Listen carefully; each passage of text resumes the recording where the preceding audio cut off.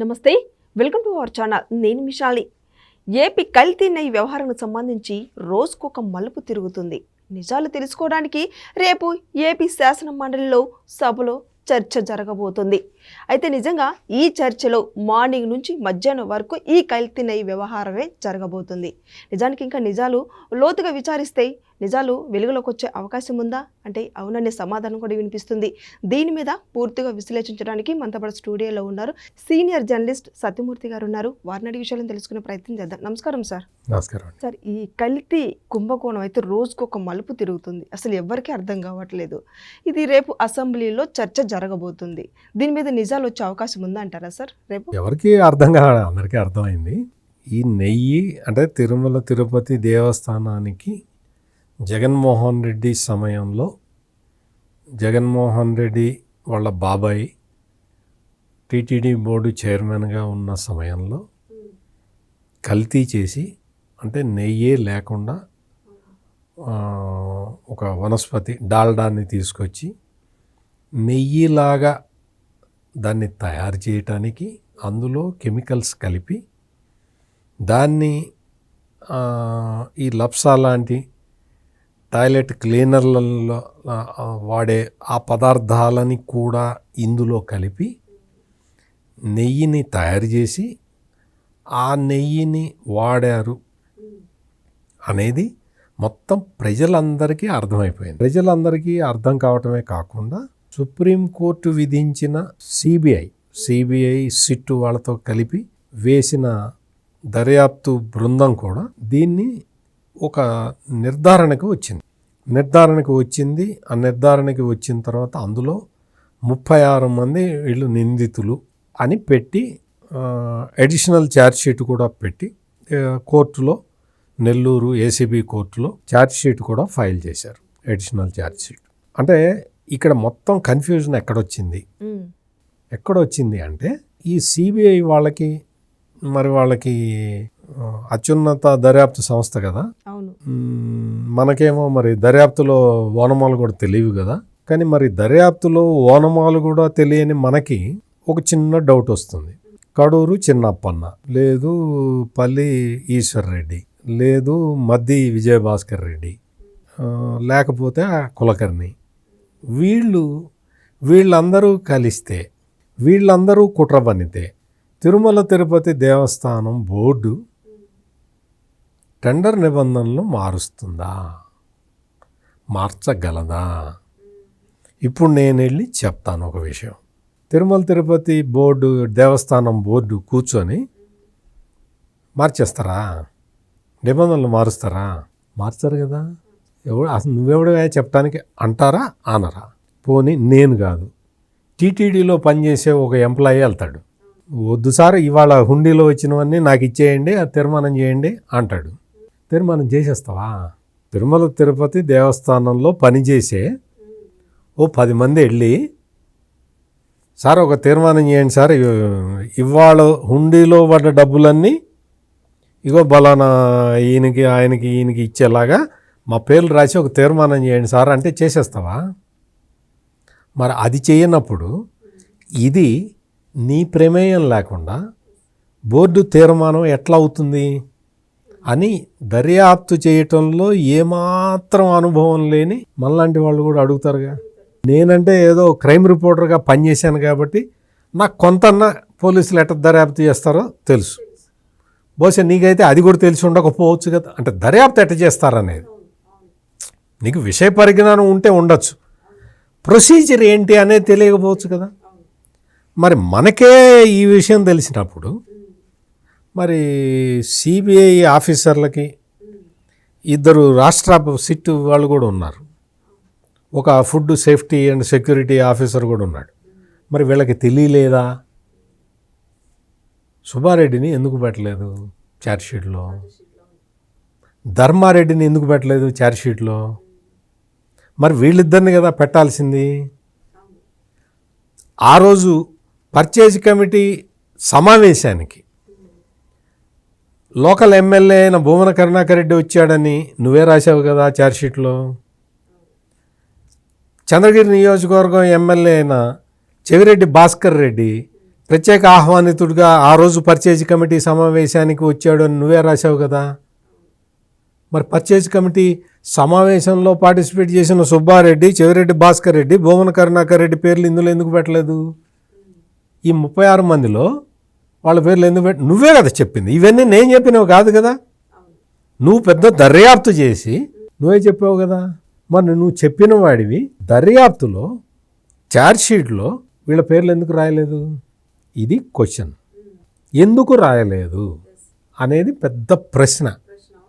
ఎవ్వడికి అర్థం కావట్లా. ఇందాక మీరు అన్నారు కదా మలుపులు తిరుగుతున్నది, మాకేం అర్థం కావట్లేదు. అందరికీ అర్థం కాని పాయింట్ ఇప్పుడు నేను చెప్పింది.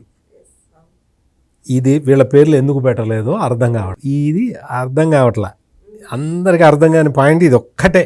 సుబ్బారెడ్డి, భూమన కరుణాకర్ రెడ్డి, చెవిరెడ్డి భాస్కర్ రెడ్డి, ధర్మారెడ్డి, వీళ్ళందరి బాస్ అయిన జగన్మోహన్ రెడ్డి, వీళ్ళందరికీ తెలిసే కల్తీ జరిగింది అనేది మొత్తం ప్రపంచం మొత్తం తెలుసు. తెలియని విషయం సిబిఐ ఈ పేర్లు ఛార్జ్షీట్లో ఎందుకు పెట్టలేదు అనేది ఇక్కడ సమస్య. ప్రధానమైన అనుమానం అదొక్కటే.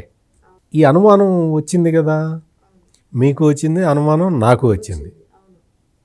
ఇదే జగన్మోహన్ రెడ్డికి కావాల్సింది.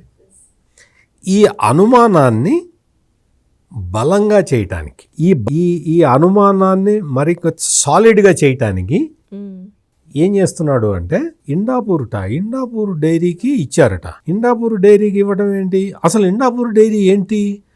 ఇండాపూర్ డైరీ ఏంటి అంటే హెరిటేజ్కి బినామీ అని చెప్పడం మొదలుపెట్టారు వీళ్ళు. అసలు ఇండాపూర్ డైరీ అంటే ఏంటో తెలుసా? వీళ్ళు ఏంటి అంటే ఆంధ్రప్రదేశ్ ప్రజలకి తెలీదు. ఇండాపూర్ డైరీ అనేది ఆంధ్రప్రదేశ్ ప్రజలకి తెలియదు. అది సొనాయి వాళ్ళది. సొనాయి అంటే అది కోఆపరేటివ్ సొసైటీ వాళ్ళ ఇది ఇండాపూర్ అనే విలేజ్లో ఈ ప్లాంట్ ఉంటుంది కాబట్టి ఆంధ్ర ప్రజలకి తెలియదు. పూణే తాలూకాలో ఉంటుంది అది, మహారాష్ట్రలో. అక్కడ అందరికీ తెలుసు.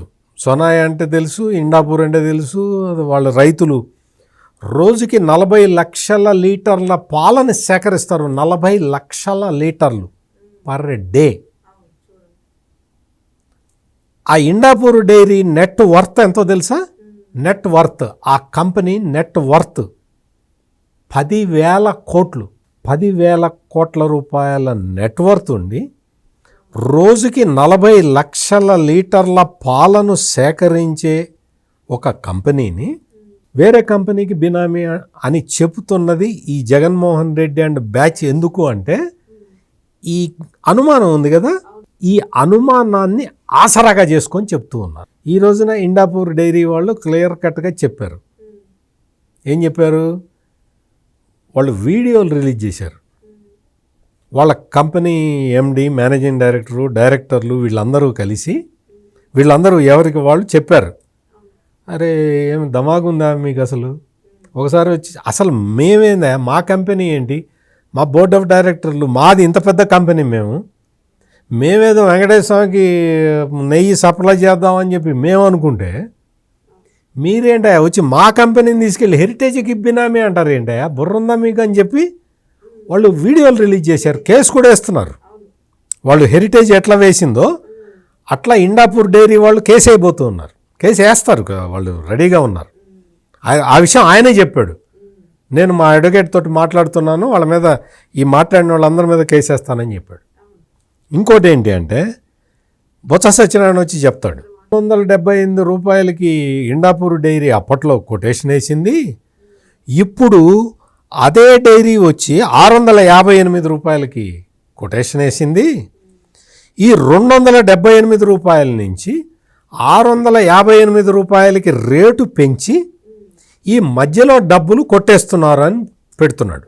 ఏమన్నా అసలు కామన్ సెన్స్ అనేది ఒకటి ఉంటుంది. కామన్ సెన్స్ తోటి ఆలోచించినా ఏం తెలుసు అంటే కామన్ సెన్స్ మనకి లేదు కాబట్టి నేనే వివరించి చెప్తా. 2016లో ఆవు పాలు ధర లీటర్కి 17 రూపాయల నుంచి 20 రూపాయల మధ్య ఉన్నది. అప్పుడు ఇండాపూర్ డైరీ వాళ్ళు కోట్ చేసింది 278 రూపాయలు. ఈ రోజున ఆవు పాల ధర 42 రూపాయల లీటర్కి చేరింది, 42 రూపీస్. అందుకని ఇప్పుడు రూపాయలకి టెండర్ వేశారు. వాళ్ళు కోట్ చేసిన రేట్ అది. పాల ధర 147% పెరిగింది. నెయ్యి ధర 133%కి వాళ్ళు పెంచేశారు. పాల ధర 147కి. ఇవన్నీ ఇంకోటి ఏంటి అంటే ఈ మిల్క్ డైరీలన్నీ కూడా సహకార రంగంలో నడిచాయి. అంటే వీళ్ళు పాలు సేకరించి రైతులకి డబ్బులు ఇవ్వాలి. రైతులు ఫ్రీగా పోయారు కదా, ఫ్రీగా నువ్వు వెంకటేశ్వర స్వామికి ఇస్తావో లేకపోతే సిద్ధి వినాయకుడికి ఇస్తావో వాళ్ళకి సంబంధం లేదు. వాళ్ళు కష్టపడుతున్నారు, పాలు సేకరిస్తున్నారు, పాలు నీకు పోస్తున్నారు, వాళ్ళకి డబ్బులు కావాలి, డబ్బులు ఇవ్వాలి నువ్వు. మరి పాల సేకరణ ధర కూడా గవర్నమెంట్ ఫిక్స్ చేస్తూ ఉంటాయి. ఏ గవర్నమెంట్ అయినా ఫిక్స్ చేస్తూ ఉంటుంది. వీలుని బట్టి ఇంత ఉండాలి, మరి తక్కువ అయితే ఒప్పుకోదు, గవర్నమెంట్ ఒప్పుకోదు. ఇంకా ఎక్కువ ఇస్తానంటే గవర్నమెంట్ బ్రహ్మాండంగా ఇచ్చేసే అంటారు. రైతులకి మేలు జరుగుతుంటుంది. సో ఇవన్నీ కూడా ఈ కోఆపరేటివ్ డైరీస్ రైతులకి ఎప్పటికప్పుడు డబ్బులు ఇస్తూ పాలు సేకరిస్తూ ఉంటాయి. నీకు పాల ధర 157% పెరిగినా కానీ నెయ్యి ధర 147% పెంచల. 133% పెరిగింది. అదే రేటుకి ఇచ్చారు. ఓకే, అంటే పాల ధర మీద బొత్స సత్యనారాయణ మాట్లాడుతున్నది తప్పు. పాల ధర గురించి కానీ నెయ్యి ధర గురించి కానీ బొత్స సత్యనారాయణ మాట్లాడుతున్నది తప్పు. ఇంకొకటి, ఇప్పుడు నీకు ఈ పాల సేకరణ ధర ఎంత ఉంది అనేది పబ్లిక్ ఫిగర్ అందరికీ తెలుసు. నెయ్యి ఎంత ఇస్తున్నారు అనేది తెలుసు. ఇప్పుడు ఇండాపూర్కి ఏ రేట్ ఏదైనా సరే కావాలని ఎవరైనా పిలిచి ఇచ్చారా?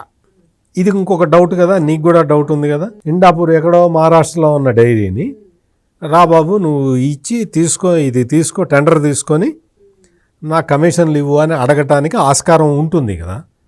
అట్లా ఎవరన్నా ఇచ్చారా?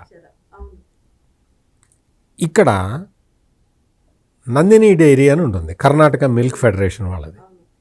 వాళ్ళు ఈ రోజుకి కూడా 62% నెయ్యి అవసరాలకి వాళ్ళే ఇస్తున్నారు నెయ్యి. ఏం చెప్తున్నారు?